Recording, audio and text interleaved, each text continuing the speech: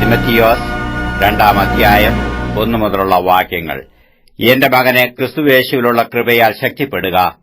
നീ പല സാക്ഷികളുടെ മുമ്പാകെ എന്നോട് കേട്ടതെല്ലാം മറ്റുള്ളവരെ ഉപദേശിപ്പാൻ സമർത്ഥരായ വിശ്വസ്ത മനുഷ്യരെ ഫലമേൽപ്പിക്ക. ക്രിസ്തുയേശുവിന്റെ നല്ല ഭടനായി നീയും എന്നോടുകൂടെ കഷ്ടം സഹിക്ക. പടചേർത്തവനെ പ്രസാദിപ്പിക്കേണ്ടതിന് യാതൊരു പടയാളിയും ജീവനകാര്യങ്ങളിൽ ഇടപെടാതിരിക്കുന്നു. ഒരുത്തൻ മല്ല് കെട്ടിയാലും ചട്ടപ്രകാരം പൊരായികയിൽ കിരീടം പ്രാപിക്കയില്ല.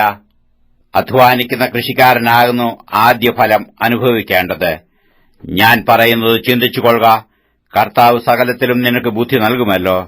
ദാവീദിന്റെ സന്തതിയായി ജനിച്ച് മരിച്ചിട്ട് ഉയർത്തെഴുന്നേറ്റിരിക്കുന്ന യേശുക്രിസ്തുവിനെ ഓർത്തുകൊള്ളുക. അതാകുന്നു എന്റെ സുവിശേഷം. അതറിയിക്കുന്നതിൽ ഞാൻ ദുഷ്പ്രവർത്തിക്കാരൻ എന്ന പോലെ ചങ്ങല ധരിച്ച് കഷ്ടം സഹിക്കുന്നു. ദൈവവചനത്തിനോ ബന്ധനമില്ല.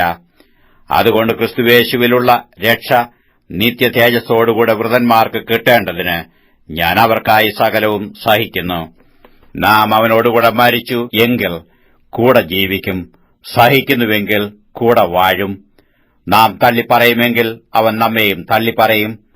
നാം അവിശ്വസ്തരായി തീർന്നാലും അവൻ വിശ്വസ്തനായി പാർക്കുന്നു. തന്റെ സ്വഭാവം ത്യജിപ്പാൻ അവന് കഴിയുകയില്ലല്ലോ.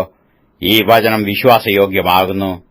കേൾക്കുന്നവരെ മറിച്ചു കളയുന്നതല്ലാതെ ഒന്നിനും കൊള്ളാത്ത വാഗ്വാദം ചെയ്യാതിരിക്കണമെന്ന് കർത്താവിനെ സാക്ഷിയാക്കി അവരെ ഓർമ്മപ്പെടുത്തുക.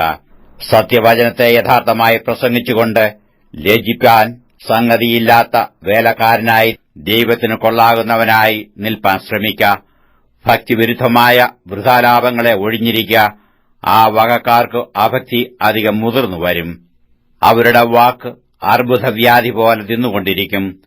ഹുമനയോസും ഫിലേത്തോസും അവരുടെ കൂട്ടത്തിൽ ഉള്ളവരാകുന്നു. അവർ സത്യം വിട്ടു തെറ്റി പുനരുത്ഥാനം കഴിഞ്ഞു എന്ന് പറഞ്ഞ് ചിലരുടെ വിശ്വാസം മറിച്ചു കളയുന്നു. എങ്കിലും ദൈവത്തിന്റെ സ്ഥിരമായ അടിസ്ഥാനം നിലനിൽക്കുന്നു. കർത്താവ് തനിക്കുള്ളവരെ അറിയുന്നുവെന്നും കർത്താവിന്റെ നാമം ഉച്ചരിക്കുന്നവനെല്ലാം അനീതി വിട്ടകുന്നുകൊള്ളട്ടെ എന്നും ആകുന്നു അതിന്റെ മുദ്ര. എന്നാൽ ഒരു വലിയ വീട്ടിൽ പൊന്നും വെള്ളിയും കൊണ്ടുള്ള സാമാനങ്ങൾ മാത്രമല്ല, മരവും മണ്ണുകൊണ്ടുള്ളവയും ഉണ്ട്. ചിലത് മാന്യകാര്യത്തിനും ചിലത് ഹീനകാര്യത്തിനും ഉപയോഗിക്കുന്നു. ഇവയെ വിട്ടകന്ന് തന്നെത്താൻ വെടിപ്പാക്കുന്നവൻ വിശുദ്ധനും ഉടമസ്ഥനും ഉപയോഗവുമായി നല്ല വേലയ്ക്കൊക്കെ ഒരുങ്ങിയിരിക്കുന്ന മാനപാത്രമായിരിക്കും.